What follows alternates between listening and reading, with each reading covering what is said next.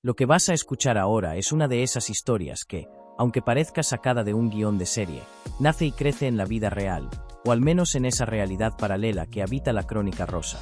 Prepárate, porque lo que vamos a contar no es un simple rifirrafe entre familiares, ni una discusión de sobremesa. Es la bomba mediática que sacude de nuevo el eterno conflicto entre Rocío Flores, su madre Rocío Carrasco y, en esta ocasión, con un protagonista añadido que no suele ponerse en primera línea, pero que cuando aparece, hace temblar todo, Fidel Albiac. Y es que, según la versión que vamos a relatar, Rocío Flores habría destapado un episodio de violencia que, de confirmarse, podría hundir para siempre la imagen pública de su madre y su pareja. Un relato que mezcla indignación, secretos guardados bajo llave y un enfrentamiento que promete ser de esos que dejan huella.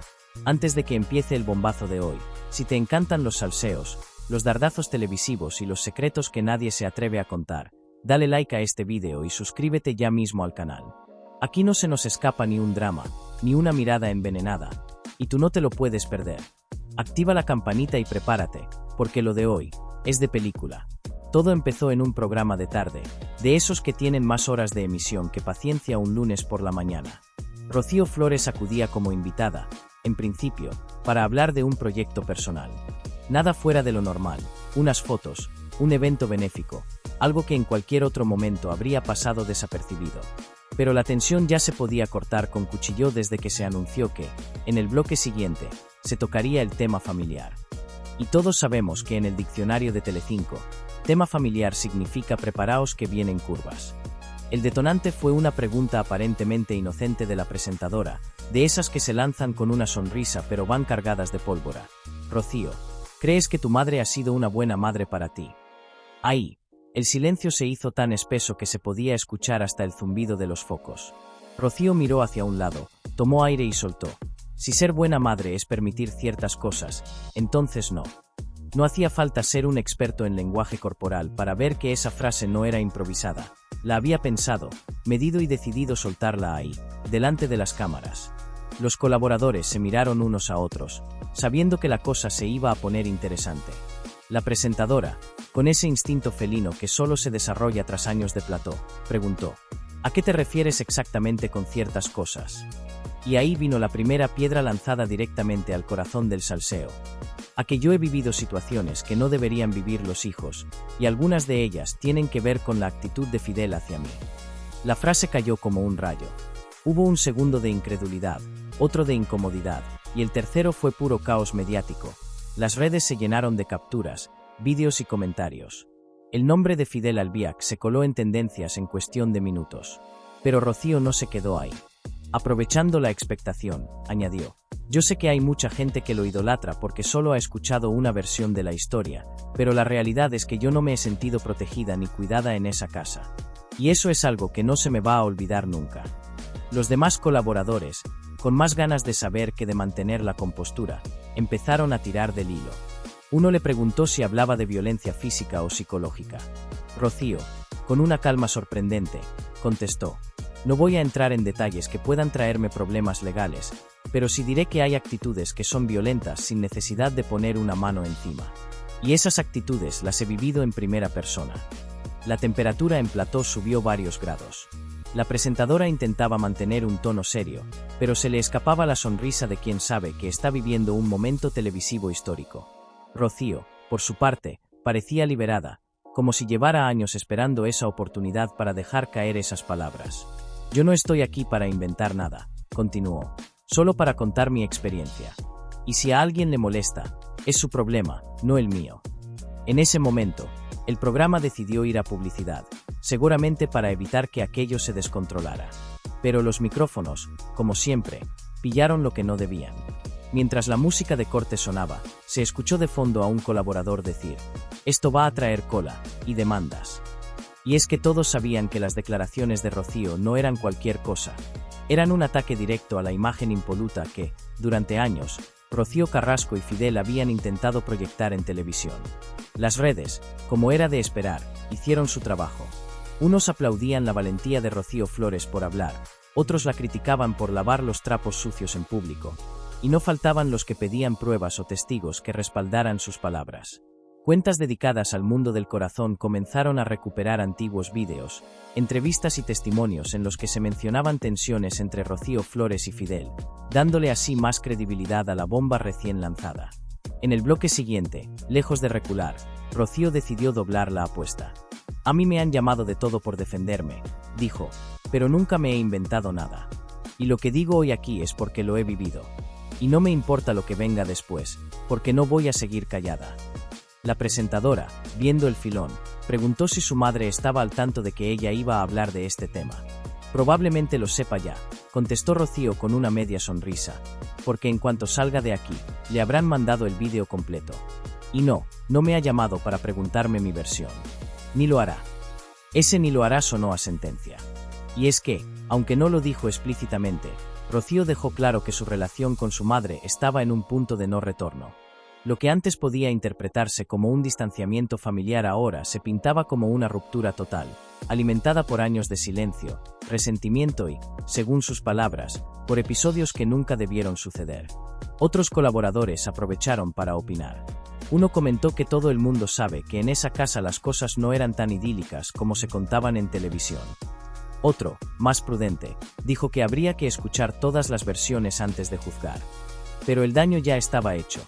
La semilla de la duda sobre la figura de Fidel y, por extensión, de Rocío Carrasco, ya estaba plantada en el imaginario del público. Y ahí está la clave de este salseo, no es solo lo que se dijo, sino lo que se dejó entrever. Porque las insinuaciones, en televisión, muchas veces pesan más que las pruebas. Rocío Flores, con apenas unas frases, había logrado abrir un debate que podría durar semanas, y que incluso podría arrastrar a otros personajes a dar su opinión, ya sea para apoyarla o para desacreditarla. En ese punto, el plató estaba cargado de una electricidad que no venía de los focos, sino del peso de lo que acababa de decir Rocío. La gente del público se removía en sus asientos, como si buscaran una postura más cómoda para presenciar lo que sabían que se iba a poner todavía más incómodo. No había ni un carraspeo, ni una tos. El silencio era tan denso que cualquier sonido se amplificaba, desde el roce del tacón de una colaboradora contra el suelo hasta el chasquido de un bolígrafo nervioso. Rocío, consciente de que había soltado una bomba, mantenía una postura erguida, casi desafiante, pero con un leve movimiento de los dedos sobre la mesa que delataba que su cabeza iba a mil. Esa mezcla de seguridad y tensión es la que hace que, en televisión, un momento se quede grabado para siempre. Sus ojos, clavados en un punto indeterminado entre el presentador y el público, evitaban mirar directamente a la cámara, pero eso no impedía que cada gesto suyo estuviera siendo captado en primer plano para el deleite del espectador. En la otra esquina de la mesa, un colaborador con fama de prudente fruncía el ceño, como quien está haciendo cálculos mentales sobre las consecuencias legales de lo que acaba de oír. Otro, más dado al espectáculo, sonreía apenas, como si ya estuviera pensando en cómo iba a repetir esa escena en el programa de la noche. Porque en este negocio, no nos engañemos, cada conflicto es material de primera para rellenar horas de emisión. La presentadora, aunque aparentaba serenidad, jugaba con el bolígrafo entre los dedos, un gesto que hacía cada vez que estaba midiendo si seguir apretando con preguntas o dar un respiro para que el momento respirara por sí solo. Era consciente de que forzar demasiado podía hacer que Rocío se cerrara, pero también sabía que el público estaba enganchado y quería más.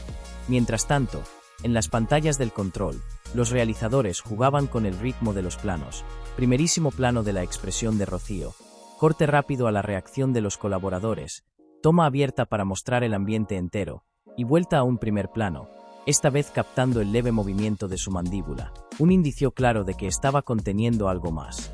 El público en casa no solo veía, sino que interpretaba. Las redes sociales se llenaban de teorías. Unos aseguraban que Rocío había estado a punto de soltar un dato concreto y se había frenado. Otros analizaban el temblor de su voz en algunos momentos como prueba de que estaba hablando desde la emoción más pura. Algunos incluso hacían capturas de pantalla para comparar ese gesto con otros que tuvo en entrevistas pasadas, como si fueran peritos del salseo. Lo más curioso era la reacción de los colaboradores que no estaban directamente implicados. Había una mezcla de incomodidad y disfrute. Incomodidad, porque sabían que hablar de violencia en cualquier forma no es un tema ligero. Disfrute, porque eran conscientes de que estaban presenciando uno de esos instantes que hacen historia en televisión. El ambiente se podía describir como ese momento en una partida de póker en el que uno de los jugadores pone todas sus fichas en la mesa y el resto contiene la respiración para ver si está faroleando o si realmente tiene la jugada ganadora. Y ahí, en ese silencio cargado, se podía notar cómo Rocío estaba midiendo cada palabra antes de pronunciarla, como si en su cabeza hubiera una especie de lista negra de frases que no debía decir todavía. No obstante, su lenguaje corporal era el de alguien que, si le seguían pinchando, podía soltar mucho más de lo que ya había soltado. El dedo índice, apoyado sobre la mesa, hacía pequeños golpecitos que parecían marcar un ritmo interno. Tac, tac, tac, como si estuviera contando mentalmente hasta 10 para no ir más allá. La tensión no solo estaba en lo que se decía, sino también en lo que no se decía. La gente esperaba una frase más, un nombre, un detalle que concretara la acusación. Y esa expectativa, alimentada por la calma aparente de Rocío, hacía que todo el plató estuviera en un estado de alerta total, como si cualquiera pudiera saltar en cualquier momento. Era como si el tiempo se hubiera ralentizado. Cada segundo parecía estirarse, convirtiéndose en una eternidad en la que todo estaba cargado de significado. El zumbido de los focos sobre el plató no era solo un sonido de fondo. En ese silencio expectante, sonaba como un recordatorio constante de que cada palabra, cada gesto, cada mirada quedaba registrada para siempre. Rocío mantenía las manos visibles sobre la mesa, pero no quietas. Pasaba una sobre la otra, se frotaba los nudillos, y de vez en cuando, con un gesto casi imperceptible, se acomodaba el pelo detrás de la oreja. Ese movimiento, que podría parecer casual, en realidad era un intento de liberar tensión, de ocupar sus manos para no mostrar otras reacciones más explosivas.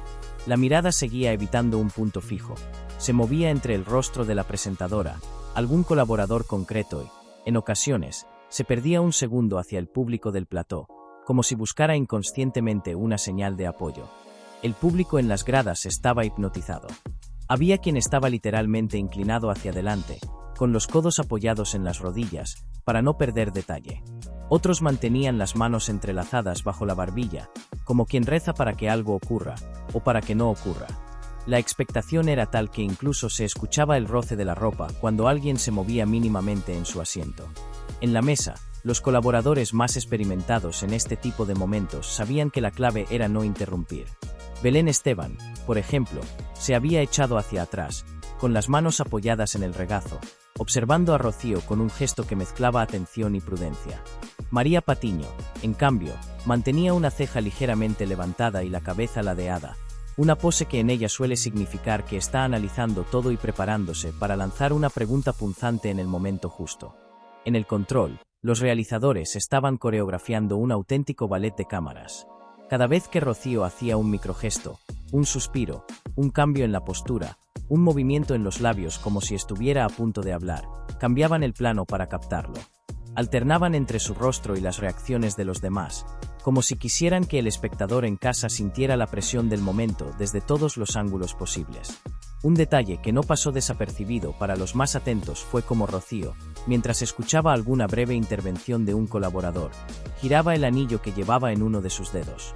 Lo movía lentamente, de izquierda a derecha, una y otra vez.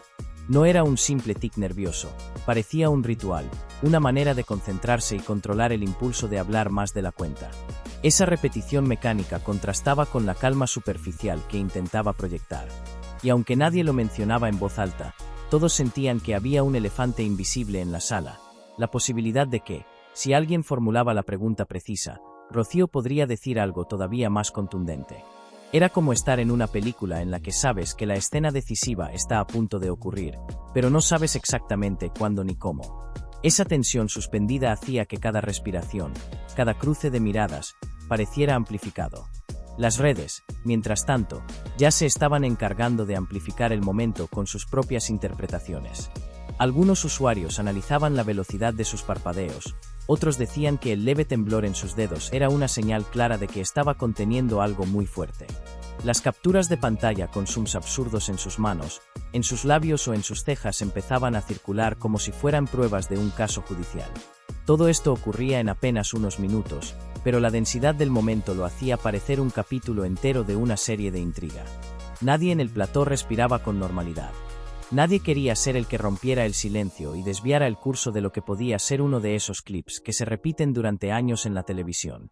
La última pregunta de la tarde, antes de cerrar el programa, fue si Rocío estaba dispuesta a sentarse en un plató a contar toda la verdad sin filtros. Ella, con una mirada firme, respondió: si hace falta, lo haré. Pero no porque quiera guerra, sino porque estoy cansada de que se cuente una sola versión. ¿Y tú, qué piensas? ¿Es Rocío Flores una hija que busca justicia contando su experiencia, o está utilizando la televisión para ajustar cuentas con su madre y Fidel? Déjamelo en los comentarios y, por supuesto, suscríbete al canal para no perderte ningún detalle de este y otros salseos que están reventando la actualidad del corazón. Porque si algo queda claro después de esto, es que en el mundo Pantoja, Carrasco, Flores, los secretos no se guardan para siempre, solo esperan el momento perfecto para salir a la luz.